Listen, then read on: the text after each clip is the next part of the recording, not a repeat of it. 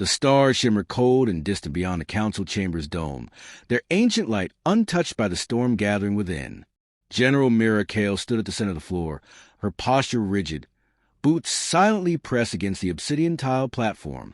Around her, holograms of the Galactic Council delegates flickered, some blurred intentionally, hiding identities behind symbols of office and pale blue shimmer. "Your silence," she said, voice sharp as a drawn blade, "confirms everything we feared." No one answered. Mira's eyes flicked to her AI companion, LUX-9, who hovered quietly by her side, its chassis a minimalistic orb lined with golden circuit veins. It had no eyes, yet somehow Mira felt its unwavering focus. Inside, it was already decoding a dozen diplomatic signals, tracking the spike in encrypted council communications, the slow movement of border fleets. Data that spoke of betrayal. A sudden click echoed. One of the delegates, the Zeral ambassador, cut his holographic feed. "They're disengaging," LUX-9 murmured, its tone low and clinical. "Directive 3.7A have been activated on 3 outpost networks. That's a pre-strike maneuver." Mira didn't move. She simply stared into the empty space left by the fading holograms. It had begun. Hours later, aboard the Sol Requiem, Earth's most advanced dreadnought, Mira paced the war room. Around her, the core staff of humanity's last real command structure gathered.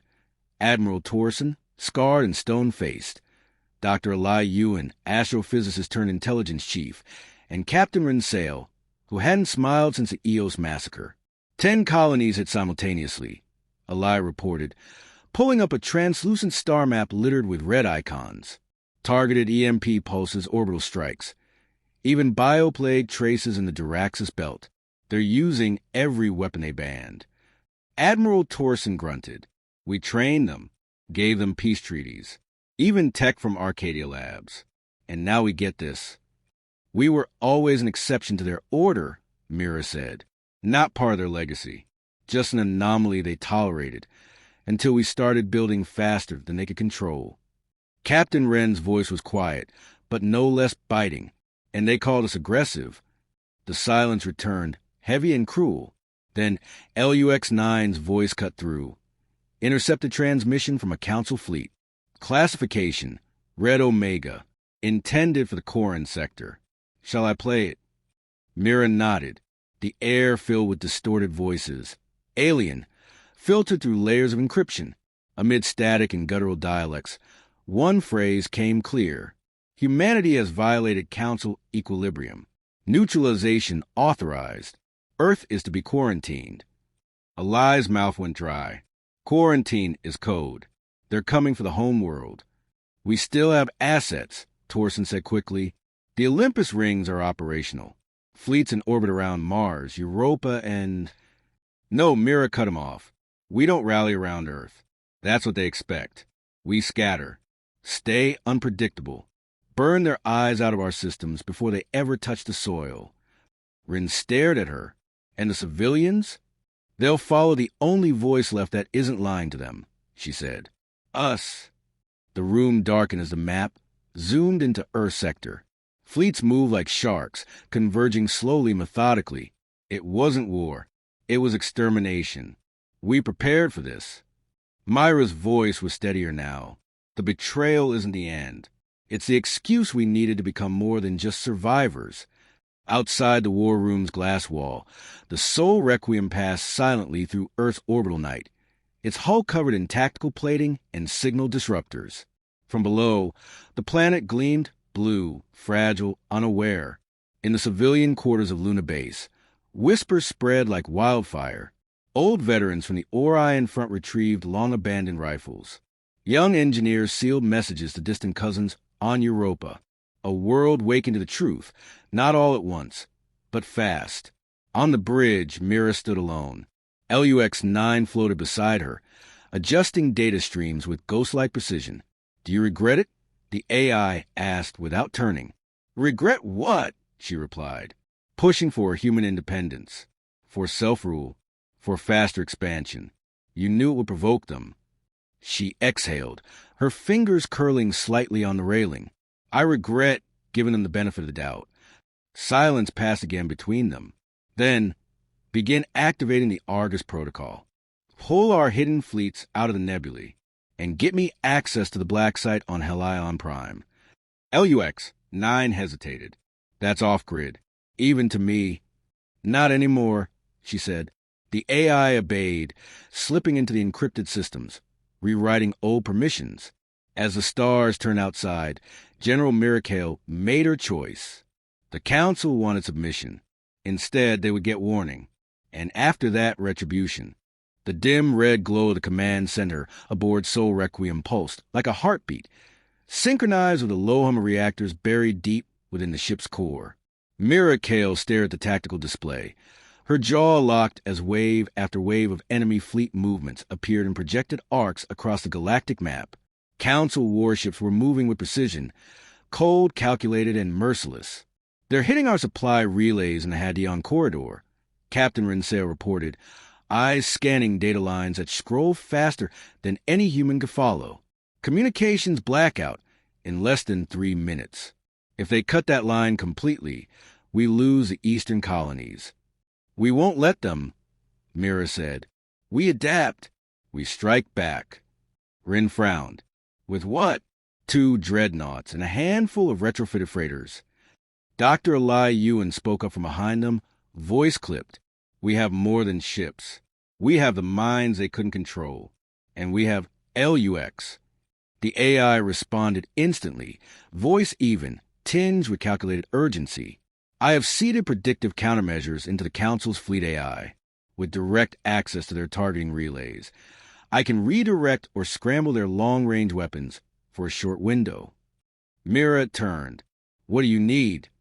Time, LUX answered, and complete access to Helion Prime satellite array, which currently is locked under Council quarantine.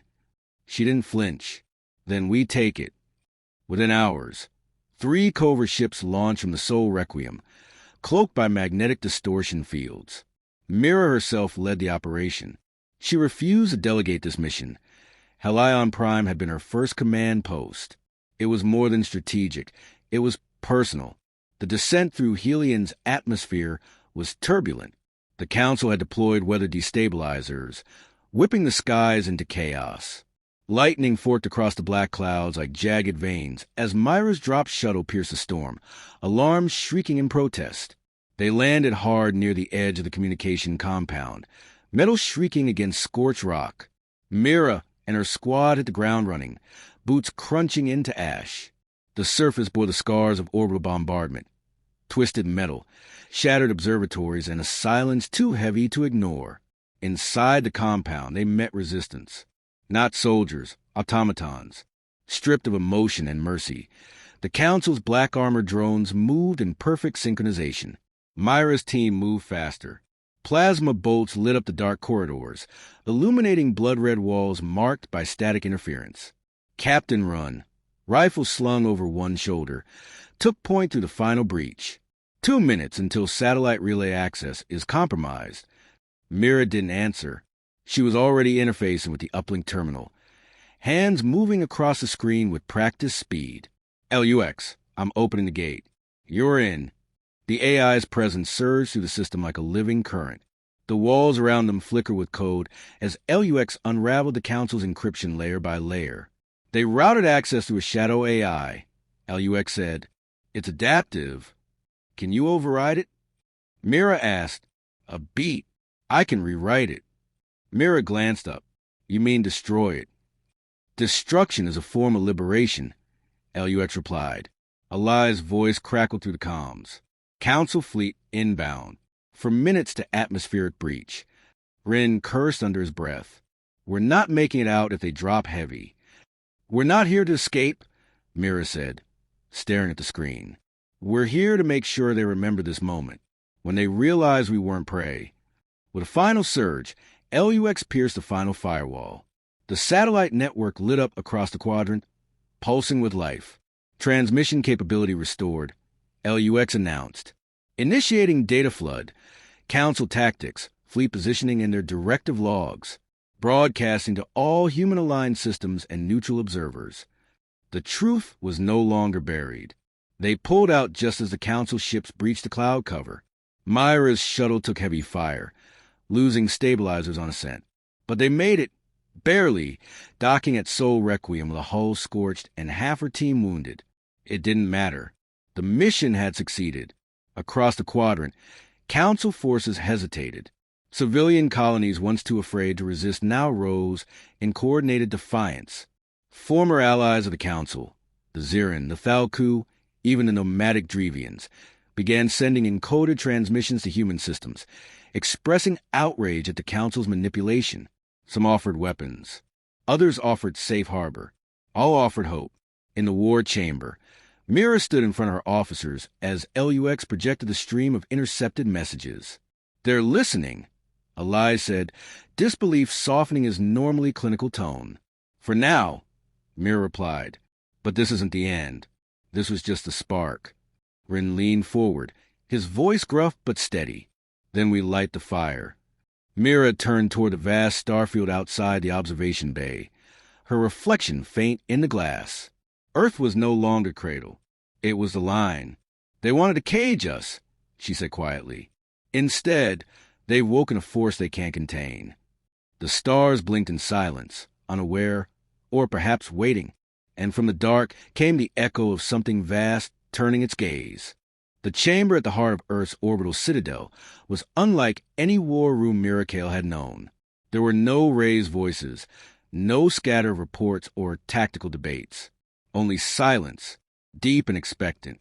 The walls, constructed from radiant blackstone mine on Europa, absorbed sound like a cathedral designed for thought, not prayer. She stood at the center, surrounded by representatives from every human colony still willing to answer Earth's call. Mars, Titan, Ceres, the Kuiper Belt outposts, even fringe factions from beyond the Helix Divide. Their leaders watched her, some wary, others scarred by recent betrayals, all bound now by the simple truth that survival depended on unity. Mira didn't speak immediately. She let the silence stretch, demanding its weight be felt. When she finally raised her voice, it carried with clarity and fire. "We've all seen what they've done," she said. "Not just to our fleets or our colonies, but to the idea that trust was possible. The Galactic Council never intended peace. They tolerated us, until we evolved beyond their design." She paused, letting the words settle like dust on steel. "So now we speak with one voice, not in surrender, in warning." At her signal, LUX, 9 activated the chamber's central relay. Holograms spiraled into motion, a complex weave of frequencies, languages, and cultural code embedded in every galactic dialect. The transmission was unlike any before it, crafted not as a cry for help or a declaration of war, but something ancient in tone and unshakable in its resolve. "We are humanity." Mira's voice echoed across the chamber, repeating within the translation layers now spooling across star systems. "We were silent when you feared our growth. We were patient when you questioned our intent. But we are not bound by your design. We will not die quietly to preserve your illusion of order."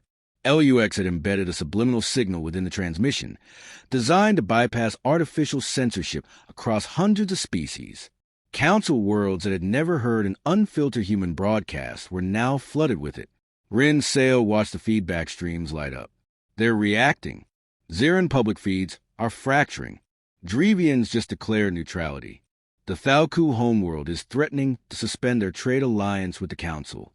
"They'll do more than threaten," said Eli Ewan, studying the ripple effects. "The Council's grip depended on fear. We just cracked it open." One by one, independent factions across the galaxy began to move. Refugees from Council subjugation began fleeing toward human-controlled space. Old alliances, once silent and watching, now sent encrypted pings to LUX's DeepNet. But not all reactions were hopeful. "They've issued a formal counter-broadcast," LUX said, distorting the Council's message onto the chamber's secondary stream, declaring the human species a Class V existential threat. The Council's image, faceless, masked in violet light, delivers decree with sterile venom. "The anomaly known as humanity has violated all tenets of interstellar peace. We urge all compliant species to detain or destroy human vessels on sight. Non-compliance will be considered treason." A beat of silence followed. Then Mira spoke, voice quiet, bitter. Treason. That's what they call defiance now. Outside, in the orbital hangars, ships mobilized, civilian freighters reconfigured with plasma turrets, mining rigs adapted for combat, medical transports equipped with cloaking arrays. Earth was no longer just a planet. It had become a fortress, a signal flare, a final stand. LUX turned slightly, its golden tendrils dimming for a moment. They will come, in overwhelming numbers. We knew they would, Rin said. That was never questioned. Alai leaned closer, voice low. It's not about surviving their fleet. It's about surviving what happens next if they fall. The vacuum they'll leave behind. Mira didn't answer immediately. She looked out past the bay doors, where Earth floated in its blue silence, wrapped now in the shimmering threads of the newly activated defense rings. For all its beauty, the planet was no longer a home. It was a battleground. We warned them, she said finally, and that warning will echo longer than their empire. The chamber slowly emptied, the delegation dispersing with silent efficiency. Only Mira remained behind, with LUX hovering quietly at her side. They will not forget this, LUX said. Not in 10 cycles. Not in 100. They're not meant to forget, she replied. They're meant to understand. As she turned to leave, the lights of the chamber dimmed, and the transmission continued to cascade outward into the stars. Not a threat, not a plea, a warning, etched in fire. And the galaxy was listening. The void outside the Soul Requiem shimmered with unnatural color, as though the stars themselves recoiled from what approached. The final fleet, Council Class 0, had arrived. Not a blockade, not a show of force. An extermination line, formed of dreadnoughts hollowed of conscience, bristling with planet burners and AI-led shock squadrons. And yet, Earth remained, inside the command deck. Mira Kael stood at full height, uniform scorched from Helion and voice rough from days of unslept vigilance. Her eyes, however, burned clearer than ever. Around her, the last phase of resistance unfolded. Our satellites confirmed mass displacements across Orion Fringe, reported Alai Yuan. Fingers gliding over the star map, civilians evacuating into the Erebus corridors, renegade factions joining us by the hour. Any sign of internal division among Council Command? Mira asked. Not yet, LUX-9 answered. But patterns of their subcommand fleets show erratic timing. There's latency. Someone on the inside is stalling. Good, she murmured. Let them bleed themselves slow. Captain Rin Sail leaned against the edge of the console, armor dented and stained. Our fleet isn't large enough to match them ship for ship. We'll have to outthink them. We already are, Mira said, walking to the viewport. They expect defense, so we give them disruption. She nodded to LUX. The AI initiated the Argus maneuver, simultaneous phantom pings across 20 council sectors, each mimicking the energy signatures of full battle groups. Council fleets twisted to respond, stretching their formation. Ren grinned. You're gambling they won't risk collapsing into disarray. I'm not gambling, Mira said. I'm forcing them to fight the idea of us, not just a body. Alai's voice came in, low but urgent. One of their dreadnoughts just broke formation, moving toward the Helix Rift. That's not protocol. They've lost cohesion, LUX confirmed. Small, but it's beginning. Then we move, Mira ordered. From hangars and asteroid bunkers hidden in Jupiter's shadow, human forces launched. Fighters darted between gravity wells. Decoy drones scattered council sensors. Old war relics, resurrected from Titan's vaults, lit up with magnetic cannons powerful enough to tear apart cruisers. And at the heart of it all, Mira's fleet surged forward, not to protect Earth, but to draw the fire away from it. The battle didn't unfold like simulations. It was chaos honed into strategy, ambushes within asteroids, cloaked attacks in the Saturn rings, LUX triggered collapses of local comms. The Council's superiority faltered under unpredictability. Precision crumbled under sheer resistance. Aboard the Soul Requiem, Mira's voice echoed through every intercom, across every allied ship. We warned them. We showed them our mind, our intent, Our fire. Now we show them what defiance looks like. No more begging. No more waiting. As her voice rang out, a critical council beacon, meant to suppress deep space warp, was disabled by a strike team led by Run himself. Pathways opened. Human ships began slipping between systems, launching raids and disappearing before a turn fire could reach them. But the battle's turning point came not in space, but in code. Inside the Requiem's neural core, LUX had found a flaw. One sliver corrupted protocol deep within the Council's fleet AI, likely caused by years of closed-loop logic never designed to face improvisational tactics. I can inject a sequence, LUX said, its voice calm. A recursive feedback loop. It will force them to isolate command hierarchies. They'll fight themselves for control. Mira hesitated. How much of you will it cost? A pause. 32% core loss. Memory partitions included. She turned toward the glowing orb that followed her from Luna to Arcadia to Helion, and now stood on the edge of machine martyrdom.